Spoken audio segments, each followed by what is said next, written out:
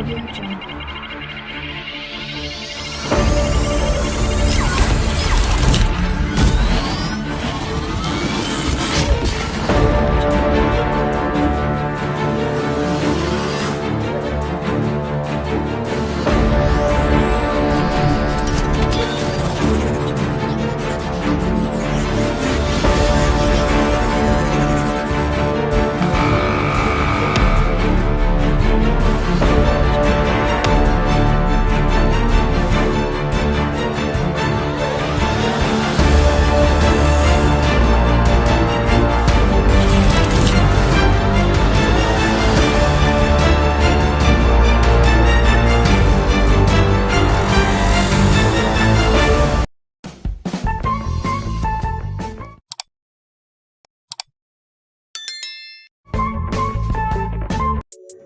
Saya akan menjelaskan tentang bagaimana sejarahnya komputer dari masa ke masa. Untuk perkembangan komputer era setelah tahun 1940, perkembangan komputer ada 5 generasi. Komputer generasi pertama yaitu ENIAC, yaitu Electronic Numerical Integrator and Computer, yang dibuat oleh kerjasama antara pemerintah Amerika Serikat dan University of Pennsylvania. Terdiri dari 18.000 tabung vakum, 70.000 resistor, dan 5 juta titik solder. Komputer tersebut merupakan mesin yang sangat besar yang mengkonsumsi daya sebesar 160 kW.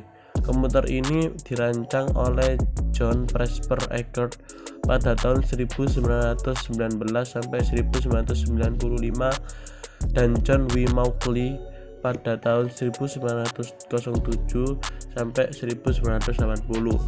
ENIAC merupakan komputer serbaguna general purpose komputer yang bekerja 1000 kali lebih cepat dibandingkan Mac yang pertama. Pada pertengahan tahun 1940-an, John von Neumann bergabung dengan tim University of Pennsylvania dalam usaha membangun konsep desain komputer yang hingga 40 tahun mendatang masih dipakai dalam teknik komputer. Pada tahun 1951, UNIVAC 1, yaitu Universal Automatic Computer 1 yang dibuat oleh Remington Rand, menjadi komputer komersial pertama yang memanfaatkan model arsitektur von Neumann tersebut. Baik Badan Sensus Amerika Serikat dan General Electric memiliki UNIVAC. Salah satu hasil mengesankan yang dicapai oleh UNIVAC adalah keberhasilannya dalam memprediksi kemenangan Dwight D. Eisenhower dalam pemilihan presiden tahun 1952. Komputer generasi pertama dikarakteristik dengan fakta bahwa instruksi operasi dibuat secara spesifik untuk suatu tugas tertentu. Setiap komputer memiliki program kode biner yang berbeda yang disebut bahasa mesin atau machine language. Hal ini menyebabkan komputer sulit untuk diprogram dan membatasi kecepatannya. Ciri lain komputer generasi pertama adalah penggunaan tub vakum yang membuat komputer pada masa tersebut berukuran sangat besar dan silinder magnetik untuk penyimpanan data. Selanjutnya, komputer generasi kedua. Pada tahun 1948, penemuan transistor sangat mempengaruhi perkembangan komputer. Transistor menggantikan tub vakum yang ada pada televisi, radio, dan komputer. Akibatnya ukuran mesin-mesin elektrik berkurang drastis. Transistor mulai digunakan di dalam komputer mulai sejak tahun 1956. Penemuan lain yang berupa pengembangan memori inti magnetik membantu pengembangan komputer generasi kedua yang lebih kecil, lebih cepat, lebih diandalkan, dan lebih hemat energi dibanding para pendahulunya. Mesin pertama yang memanfaatkan teknologi baru ini adalah superkomputer. IBM mampu membuat superkomputer bernama Stretch and Sprey RAM, membuat komputer bernama Large. Komputer-komputer ini yang dikembangkan untuk laboratorium energi atom dapat menangani sejumlah besar data, sebuah kemampuan yang sangat dibutuhkan oleh peneliti atom. Mesin tersebut sangat mahal dan cenderung terlalu kompleks untuk kebutuhan komputasi bisnis. Pada tahun 1960-an, mulai bermunculan komputer generasi kedua yang sukses di bidang bisnis, di universitas, dan di pemerintahan. Komputer-komputer generasi kedua ini merupakan komputer yang sepenuhnya menggunakan transistor. Mereka juga memiliki komponen-komponen yang dapat diasosiasikan dengan komputer pada saat ini: printer, penyimpanan dalam disket, memori, sistem operasi, dan program. Salah satu contoh penting komputer pada masa ini adalah IBM 1401 yang diterima secara luas di kalangan industri. Pada tahun 1965, hampir seluruh bisnis besar menggunakan komputer generasi kedua untuk memproses informasi keuangan. Program yang tersimpan di dalam komputer dan bahasa pemrograman yang ada di dalamnya memberikan fleksibilitas kepada komputer. Fleksibilitas ini meningkatkan kinerja dengan harga yang pantas bagi penggunaan bisnis. Dengan konsep ini, komputer dapat mencetak faktur pembelian konsumen dan kemudian menjalankan desain produk untuk menghitung daftar gaji. Beberapa bahasa pemrograman mulai bermunculan pada saat itu. Bahasa pemrograman Common Business Oriented Language atau COBOL dan formula translator atau Fortran mulai umum digunakan. Bahasa pemrograman ini menggantikan kode mesin yang rumit dengan kata-kata, kalimat, dan formular matematika yang lebih mudah dipahami oleh manusia. Hal ini memudahkan seseorang untuk memprogram dan mengatur komputer. Berbagai macam karir baru bermunculan: programmer, analis, dan ahli sistem komputer. Industri piranti lunak juga mulai bermunculan dan berkembang pada masa komputer generasi kedua ini. Selanjutnya, komputer generasi ketiga. Walaupun transistor dalam banyak hal mengungguli tub vakum, namun transistor menghasilkan panas yang cukup besar yang dapat berpotensi merusak bagian-bagian internal komputer. Batu kuarsa menghilangkan masalah ini. Jack Kilby, seorang insinyur di Texas Instruments, mengembangkan sirkuit terintegrasi IC sirkuit di tahun 1958. IC mengombinasikan 3 komponen elektronik dalam sebuah piringan silikon kecil yang terbuat dari pasir kuarsa. Para ilmuwan kemudian berhasil memasukkan lebih banyak komponen-komponen ke dalam suatu chip tunggal yang disebut semikonduktor. Hasilnya, komputer menjadi semakin kecil karena komponen-komponen dapat dipadatkan dalam chip. Kemajuan komputer generasi ketiga lainnya adalah penggunaan sistem operasi atau operating system yang memungkinkan mesin untuk menjalankan berbagai program yang berbeda secara serentak dengan sebuah program utama yang berfungsi untuk memonitor dan mengkoordinasi memori komputer. Selanjutnya, pada komputer generasi keempat. Setelah IC, tujuan pengembangan menjadi lebih jelas, yaitu mengecilkan ukuran sirkuit dan komponen-komponen elektrik. Large Scale Integration atau LSI dapat membuat ratusan komponen dalam sebuah chip. Pada tahun 1980-an, Very Large Scale Integration atau VLSI memuat ribuan komponen dalam sebuah chip tunggal.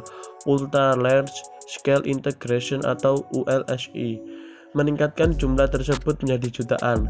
Kemampuan untuk memasang sedemikian banyak komponen dalam suatu keping yang berukuran setengah keping uang logam mendorong turunnya harga dan ukuran komputer. Hal tersebut juga meningkatkan daya kerja, efisiensi, dan juga kehandalan komputer. Chip Intel 4004 yang dibuat pada tahun 1971 membawa kemajuan pada IC dengan meletakkan seluruh komponen dari sebuah komputer, Central Processing Unit, memori, dan kendali input atau output dalam sebuah chip yang sangat kecil. Sebelumnya IC dibuat untuk mengerjakan suatu tugas tertentu yang spesifik. Sekarang sebuah mikroprosesor dapat diproduksi dan kemudian diprogram untuk memenuhi seluruh kebutuhan yang diinginkan. Tidak lama kemudian, setiap perangkat rumah tangga seperti microwave, oven, televisi, dan mobil dengan elektronik full injection dilengkapi dengan mikroprosesor. Perkembangan yang demikian memungkinkan orang-orang biasa untuk menggunakan komputer biasa. Komputer tidak lagi menjadi dominasi perusahaan-perusahaan besar atau lembaga pemerintahan. Pada pertengahan tahun 1970-an, perakit komputer menawarkan produk komputer mereka ke masyarakat umum. Komputer-komputer ini yang disebut mini komputer dijual dengan paket piranti lunak yang mudah digunakan oleh kalangan awam. Piranti lunak yang paling populer pada saat itu adalah program word processing dan spreadsheet.